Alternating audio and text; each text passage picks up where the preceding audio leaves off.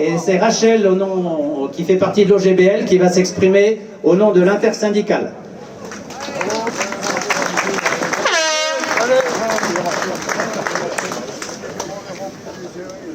Après le 19 janvier, le 31 janvier et le 7 février, et près de 2 millions de manifestants partout en France, cette 4e journée nationale d'action de ce samedi 11 février est une immense réussite.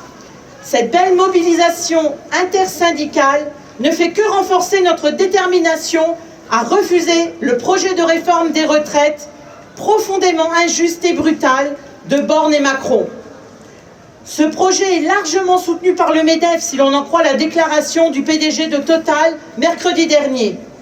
Ces ultra-riches soutiennent Macron, mais la grande majorité de la population soutient plus que jamais la totalité des organisations syndicales et les mouvements de jeunesse qui s'opposent au recul de l'âge légal de départ à 64 ans et à l'allongement de la durée de cotisation. Plus de 9 travailleurs sur 10 rejettent la réforme. Plus des 2 tiers de la population soutient les mobilisations. Il est inutile de rappeler pourquoi cette réforme Borne-Macron est aussi impopulaire, tant les médias dominants nous martèlent des arguments fallacieux à longueur de journée et relaient les arguments du gouvernement. Oui, cette réforme Borne-Macron est injuste et brutale, car elle va frapper de plein fouet l'ensemble des travailleuses et des travailleurs, plus particulièrement celles et ceux qui ont commencé à travailler tôt, les plus précaires dont l'espérance de vie est inférieure au reste de la population. Rappelons que l'espérance de vie en bonne santé est de 60,4 ans pour les femmes et 62,7 ans pour les hommes. Dans un futur proche, comment espérer vivre longtemps en bonne santé après une carrière usante si l'on ajoute les inquiétudes légitimes sur la santé liées au réchauffement climatique et à un environnement de plus en plus pollué? Voulons-nous un pot de départ au boulot ou au cimetière? Oui, cette réforme est injuste et brutale, car elle ne tient pas compte de celles et ceux dont la pénibilité des métiers n'est pas reconnue. Elle va aggraver la précarité de celles et ceux étant sans travail avant leur retraite et renforcer les inégalités femmes-hommes. Les femmes, qui ont le plus souvent des carrières hachées, sont davantage que les hommes victimes de la décote. Toutes les discriminations et les inégalités professionnelles subies par les femmes dans la vie active ne sont pas seulement reproduites à la retraite, mais elles sont amplifiées.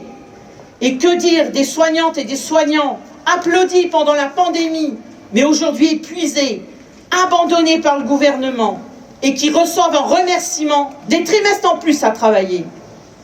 Oui, cette réforme Borne-Macron est impopulaire, car elle n'est pas dans l'intérêt de la majorité des Français, mais bien d'une infime minorité, les plus riches, qui souvent ne payent pas leurs impôts en France et qui, avec leurs dividendes, ne cotisent pas pour les retraites. Selon les petits soldats du gouvernement, il faudrait travailler et cotiser plus longtemps pour résorber un hypothétique déficit annuel futur de 13 milliards par an, alors que ce même gouvernement a voté à l'automne dernier un déficit annuel de 160 milliards pour le budget de l'État. Voilà les mensonges et la violence de ce gouvernement qui veut nous faire croire par tous les moyens que cette réforme est nécessaire et qu'il n'y a pas d'autre solution. Si nous sommes mobilisés aussi nombreux aujourd'hui à Longwy et partout en France, c'est pour défendre une retraite digne, mais aussi que beaucoup sont épuisés, à bout, usés, après des années de régression sociale, après 3 ans de pandémie du Covid, avec des salaires qui ne suivent pas l'inflation galopante. Ce projet de réforme des retraites arrive après des années de casse des droits du travail. Pour les premiers et les premières de corvée, toutes celles et ceux en seconde ligne, pour qui la vie devait changer, à l'école, à l'hôpital, dans le social, dans le public ou le privé, parmi les conditions de travail se dégradent. Et en plus, il faudrait travailler dans ces conditions plus longtemps, partir à 64 ans et plus. Il en est hors de question, et il y a des solutions. Oui, n'en déplaise au ministre des Finances, il y a d'autres alternatives. On peut augmenter légèrement les cotisations des salariés et des employeurs. En augmentant les salaires, on augmente le fait de recettes avec les cotisations. On peut revenir sur les nombreux allègements de cotisations sociales qui n'ont aucun effet sur l'emploi. On peut mettre fin aux cadeaux fiscaux aux plus riches. Rappelons que Total Energy a fait des bénéfices records de 36 milliards d'euros en 2022 et que les 0,1% les plus riches ne sont jamais autant goinfrés. 80 milliards d'euros de dividendes pour le CAC 40 en 2022. C'est 80 milliards avec zéro cotisation pour les retraites. Et la liste des alternatives à cette réforme est loin d'être finie. Les médias dominants toujours nous répètent que si Macron cède, ce serait catastrophique pour le pouvoir, que le système de retraite serait en péril.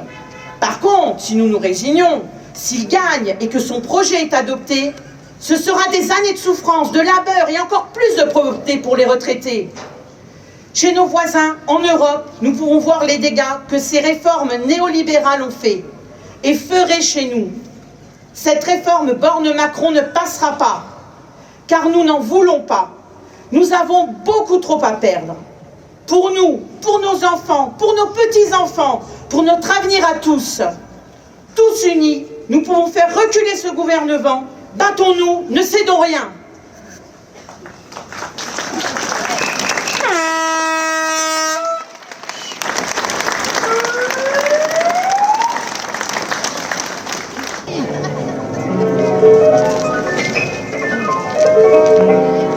Macron a déjà fait coup, il y a 3 ans de ça. Son projet contre les retraites, on n'en veut toujours pas. Cette réforme est injustifiée, le système n'est pas en danger, nous on ne veut pas perdre notre vie à la gagner. Mais pour Macron, Borne et Macron, peu importe qu'on soit bon, que cette réforme soit en répression. Ils veulent moins de dépenses publiques, soi-disant pour gagner. C'est surtout trop fait nos vies pour le profit des fonds de pension jusqu'au tombeau.